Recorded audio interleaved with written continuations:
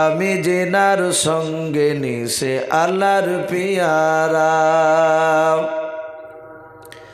পিতা আমার আবু বকর প্রথমে ইমানদার, প্রথমে ইমানদার, সব বিবিদের চেয়ে বেশি আমার অধিকার। আমার কাছে হাদিসে এত, আমার কাছে হাদিসে এত নাই কাহর কাছে, নাই কাহর কাছে। কাহার আগে কে যাবে সেই খোদার জান্নাতে। যকুতি করে নবীর ঘরে অগা আম্মা বিটিতে, অগা আম্মা বিটিতে। কাহার আগে কে যাবে সেই খোদার জান্নাতে। মা ফাতেমা বলে ও মা ঠিক বলেছ, মা ফাতেমা বলে ও মা ঠিক বলেছ। এত কথার মাঝেও তুমি আসল ভুলেছ।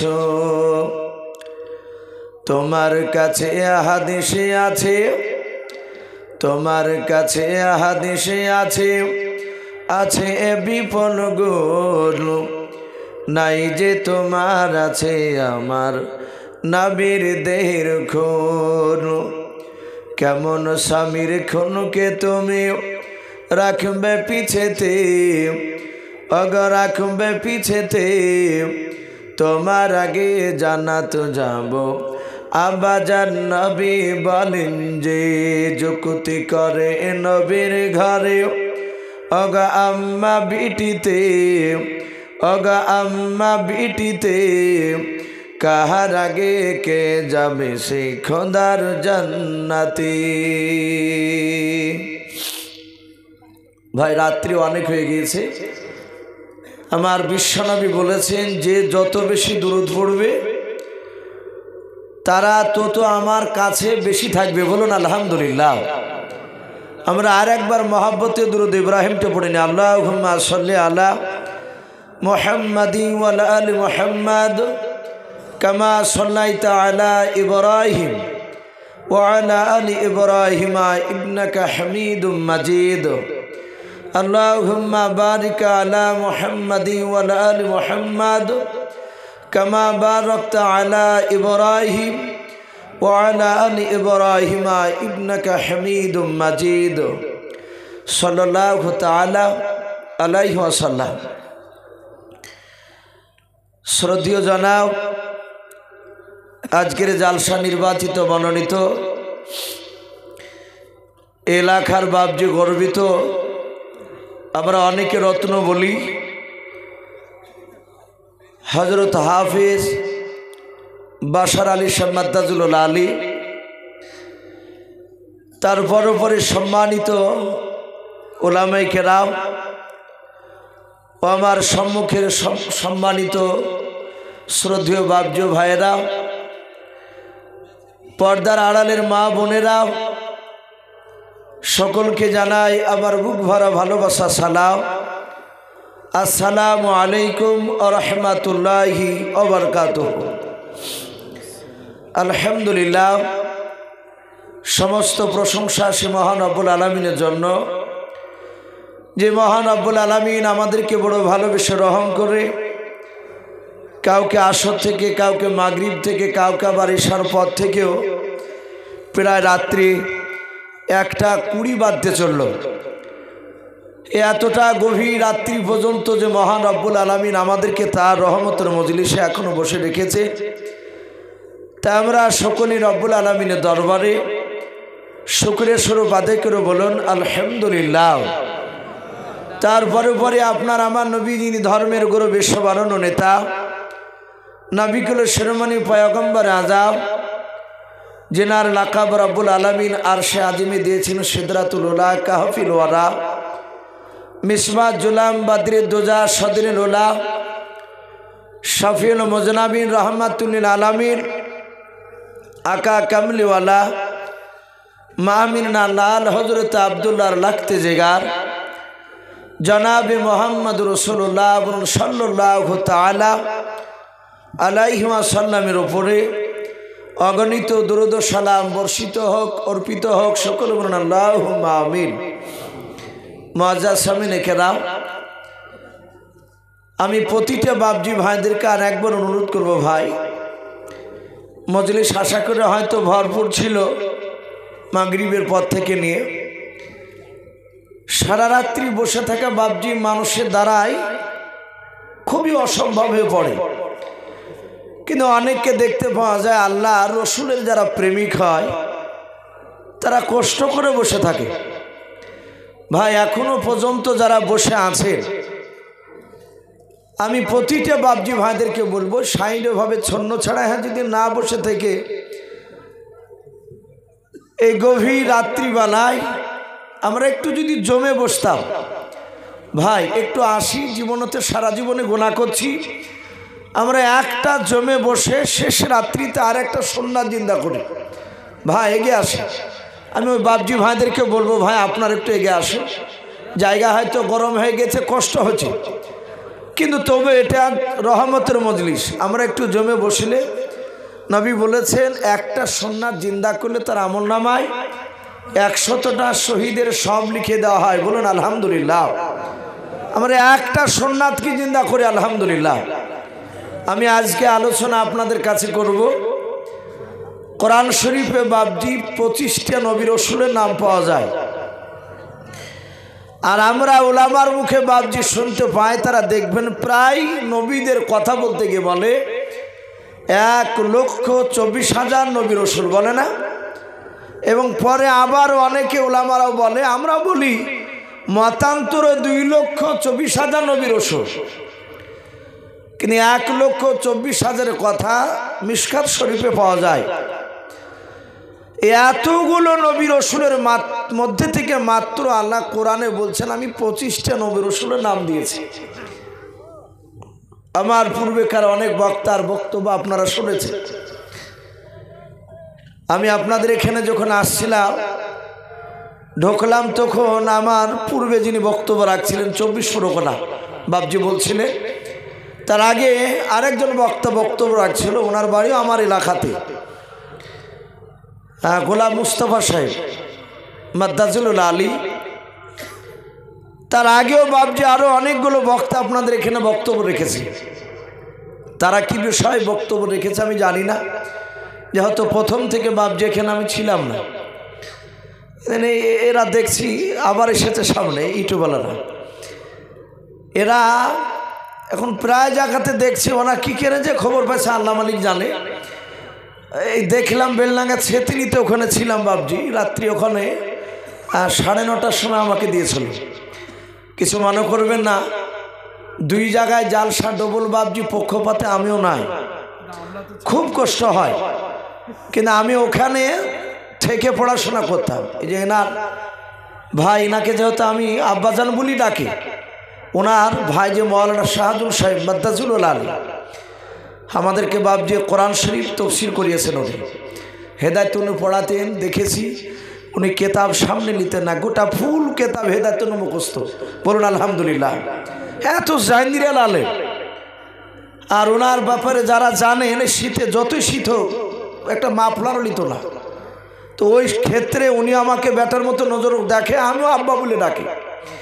তো ভাই, তো যাই হোক, ওখানে বাপজি পড়েছি, তো ওখানে গত বছর ওরা আমাকে পায়নি, তার আগা বছর পেয়েছিল। এখন বলছে যে যেখানে থাকো আসতে হবে, এনারাও বলছে যে আসতে হবে। তো যাই হোক, ওনারা কি বিষয়ে কথা বলেছেন আমি জানি না, আমি আপনাদের সামনে আজকে আলোচনা রাখবো কোরআন শরীফে যেই রসুলের নাম আমার বিশ্ব নবী দরদি নবী জনাবে মোহাম্মদ রসুল্লাহ, বলুন সাল্লাল্লাহু তাআলা আলাইহি ওয়াসাল্লাম, এই নবী অন্য নবীদের কথা বলতে, যেমন আজ আপনাদের সামনে প্রায় উলামারা প্রায় নবীর বাপজি কথা বলে, সাহাবাদের কথা বলে। তা আমার বিশ্ব নবীও বাপজি আদম আলাইহিস সালাম থেকে নিয়ে হযরত ঈসা রুহুল্লাহ আলাইহিমুস সালাম পর্যন্ত যত নবী রাসূল আল্লাহ পাঠিয়েছেন, সব নবী রাসূলের কথা আল্লাহর নবী এক এক দিন এক এক নবীর কথা বলতেন এবং কথাগুলো ধারাবাহিকভাবে আলোচনা করতেন। আমার বিশ্ব নবীর সাহাবা আবু বকর সিদ্দিক রাদিয়াল্লাহু তাআলা আনহু বলে যে আমি রাসূলুল্লাহকে দেখতাম নবীজি একটা নবীর কথা বলতে গিয়ে নবী একা একা নবীর আলোচনা কথা শোনাতেন সাহাবাদের সামনে, আর বিশ্বনবী একা একা মুচকি মুচকি হাসতেন। আবু বকর বলতে, নবী আপনি অন্য নবীর নাম বলতে গিয়ে হাসেন না, আর মুসা নবীর নাম বলতে গিয়ে কেন হাসেন? কি নাম বললাম সে নবীর নাম? হযরত মুসা নবী কালিমুল্লাহ আলাইহিস সালাম। আমরা অনেকেই কালিমুল্লাহ নবী বলি কারণে উনি আল্লাহর সাথে ডাইরেক্ট পাহাড়ে বলে একটা তুর পাহাড় বলে পাহাড় আছে মিশরের বুকে, ওই পাহাড়ে উনি উঠে আল্লাহর সাথে কথা বলতেন, কিন্তু আল্লাহ ডাইরেক্ট কথা বলতেন না। কিতাবে লিখেছে ৭০,০০০ নূরের পর্দা আড়াল করে তার ভিতর থেকে মহান রব্বুল আলামিন মুসা নবীর সাথে কথা বলতেন। বলুন আলহামদুলিল্লাহ। এই নবী মুসা আলাইহিস সালামের কথা নবী বলতে গিয়ে হাসতে। ইনার কবরের ব্যাপারে এসেছে, মুসা নবীর কবর ফিলিস্তিনে বাবজি বাইতুল মুকাদ্দাস, তার পাশে বাবজি তার কবরটা করা হয়েছে। কিতাবে লিখেছে আল্লাহ রাসূল সাল্লাল্লাহু আলাইহি ওয়াসাল্লাম বলে মুসা নবী আলাইহিস সালাম রাস্তা দিয়ে যাচ্ছিলেন, উনি দেখলেন কিছু লোকে কবর কাটছিল। তো মুসা নবী বলেন, ভাই এই কবরটা কার? এত বড় লম্বা কবর? তো যারা কবর কাটছিলেন তারা বললেন, ধরুন আপনার জন্যই কাটা হচ্ছে, আপনি গিয়ে যদি নেমে যান আপনার মাফ হলেই জানবেন যে আপনার কবর। মুসা আলাইহিস সালাম তিনি মুচকে হেসেছিলেন। উনি সেই কবরের বাবজি নামার আগেই কিতাবে লিখছে তার ইন্তেকাল হয়ে গিয়েছিল, ওখানেই তার দাফন করা হয়েছে। আল্লাহ রসুলকে বললেন, হে রসুল, বাইতুল মুকাদ্দাস থেকে মুসা নবীর কবরটা একটু কত দূরে আছে? হাজার হাজার নবী রসুলদের কবর ওই বাইতুল মুকাদ্দাসের এলাকায় ফিলিস্তিনের মাটিতে আছে। বলুন আলহামদুলিল্লাহ। আমরা জানছি ফিলিস্তিনে বাবজি ঝামেলা হচ্ছে, এখন আস্তে আস্তে ফিলিস্তিনের খবর আর মানুষ আর নিচ্ছে না। কি কথা ঠিক না ভাই? এর আগে অনেকে দোয়া করলে মসজিদে, আমরা দোয়া করেছি আলহামদুলিল্লাহ ভাই।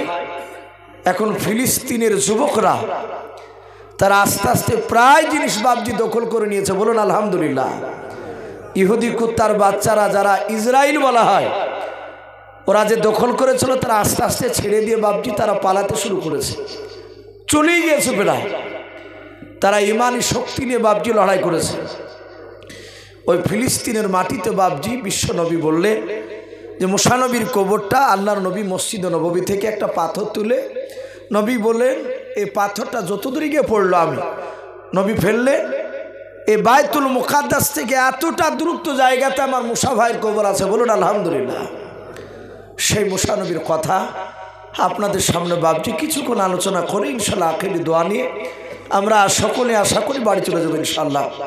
আল্লাহর নবী জনাবে মুহাম্মদ রাসূলুল্লাহ সাল্লাল্লাহু তাআলা আলাইহি ওয়াসাল্লাম বলে যে আমার মুসা নবী পয়গম্বর আলাইহিস সালাম খুব জিদাল রাগিল নবী ছিলেন একেবারে ছোট থেকে। তাই মুসা আলাইহিস সালামের জীবনীতে লিখেছে, আল্লাহ বলছেন আমি এক একটা জামানায় কুখ্যাত বেঈমান বাদশাকে পাঠিয়েছি। এক একটা বাদশাহ তারা অত্যন্ত বদমাইশ তারা ছিল। যে যেরকম বাদশাহ তার সেই সময় তাকে টাইট করার জন্য সেই রকম হাই ভোল্টেজ নবী পর্যন্ত আল্লাহ পাঠিয়েছে। সারা পৃথিবীর শ্রেষ্ঠ নবী মুহাম্মদ সাল্লাল্লাহু আলাইহি ওয়াসাল্লাম আপনার আমার নবীকে এত নরম করে আল্লাহ পাঠিয়েছিলেন যে বিশ্ব নবীকে বাবজি বেঈমানে মারলে নবীকে কেউ মেরেছে আর নবী সেই তার ওই হাতখানা ধরে নবী তার হাতে চুমো দিয়েছেন। বলুন আলহামদুলিল্লাহ। নবী বদ্ধ করেন নাই। আমরা শুনেছি যে রসুলের মাথার উপরে উটের পচা ভুঁড়ি চেপে দিয়ে রেখেছিল, এ কথা সত্য। নবী মাথা তুলতে যাচ্ছে, তারা তুলতে দেয় না। উদবা উতাইবাইরা পচা ভুঁড়ি দিয়ে চাপিয়ে ধরে আছে, ওরা নাকে গামছা দিয়েছে গন্ধর জন্য। ফাতেমাকে গিয়ে বলেছে তোমার আব্বাকে মেরে ফেলছে। কোথায় বলে মক্কার মসজিদে। ফাতেমা ছুটে আসে, এসে বললেন, ওগো আমার মক্কার লোকেরা, আমার আব্বা এমন কি অন্যায় করেছে যে আব্বার মাথায় পচা উটের ভুঁড়ি চাপা দিয়ে আব্বাকার মাথা তুলতে দিছ না? বেঈমান হলো, তারা দেখলো তার বিটি এসেছে। ফাতেমার কথা শুনে বাবজি ছেড়ে দিল। আল্লাহ রসুল মাথার উটের ভুঁড়িটা ফাতেমা সরে দিলে।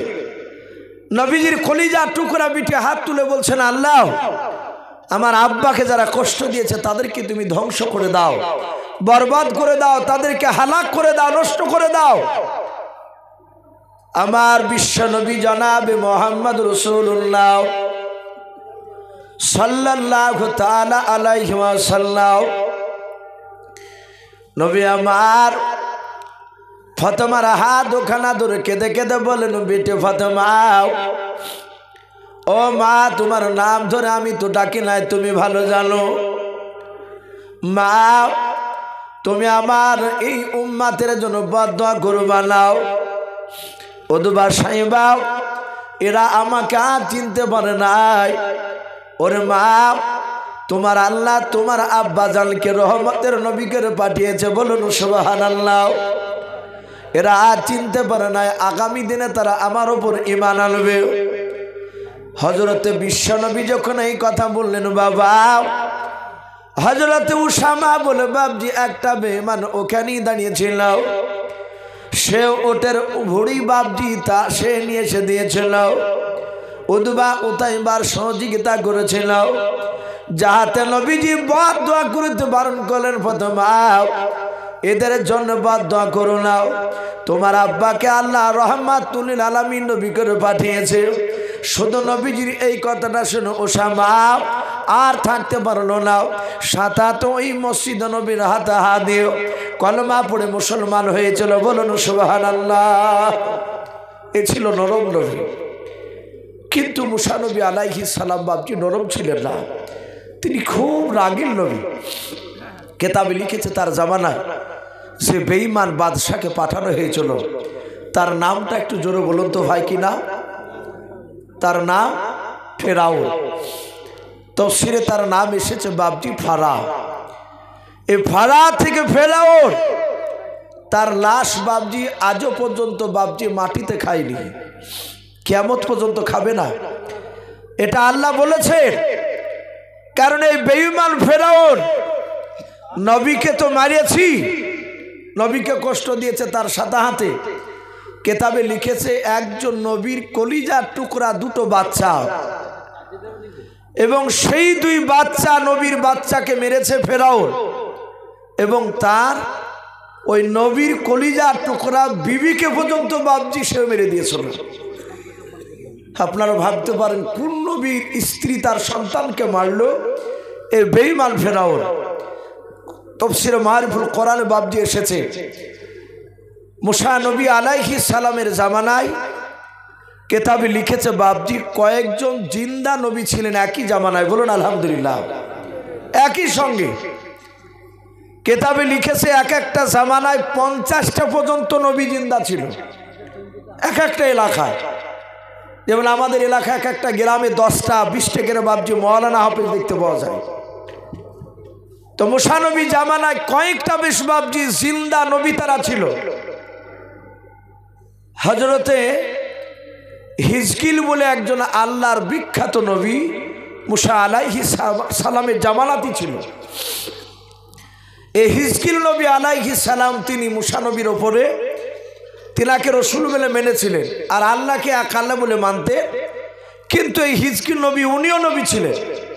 আরেকটি কিতাবে লিখেছে মুসা আলাইহিস সালাম থেকে নিয়ে হযরত ঈসা রুহুল্লাহ আলাইহিস সালাম পর্যন্ত এই মাঝখানে বাবজি এক নাই দুই নাই আল্লাহ 3000 নবী পাঠিয়েছিলেন, বলুন আলহামদুলিল্লাহ। ক হাজার বললাম? 3000 নবী।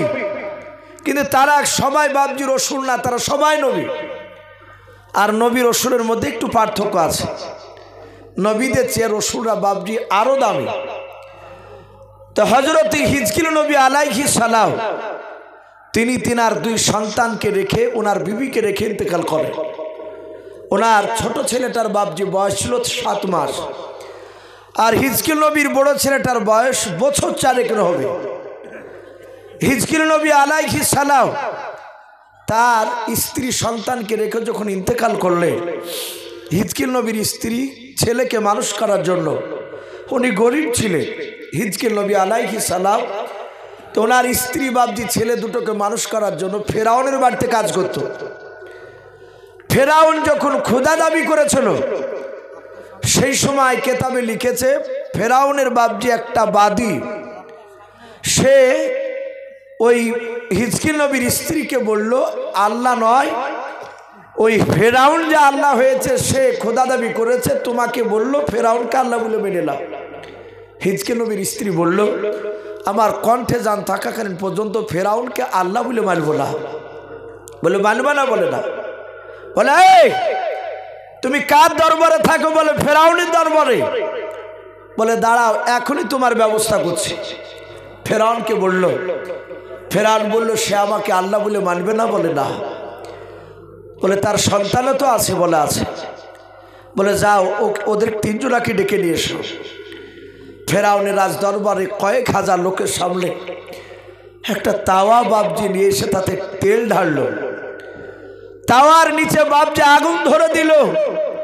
খাজুরের রস যেমন বাবজি পুড়ে লাল করে দেয়, গুড় তৈরি করে, ওই রকম তাওয়াতে বাবজি পানি নয় তেল দিয়ে, তেলকে টকবক টকবক করে বাবজি ফুটন্ত অবস্থায় ফেরাউনের বন্ধু হামান সে বলল হে বাদী, এখনো সুযোগ আছে তো, বল আমাদের ফেরাউনকে আল্লাহ বলে মানবি কি নাও? বলে না। এই কণ্ঠে জান থাকাকালীন পর্যন্ত আল্লাহকে ছাড়া পৃথিবীর কাউকে আল্লাহ বলে মানব না, ফেরাউনকে মানিব। আর মুসা নবীর ওপর ঈমান এনেছি, তিনি রসুল। ফেরাউন চিৎকার করে বলল বাদী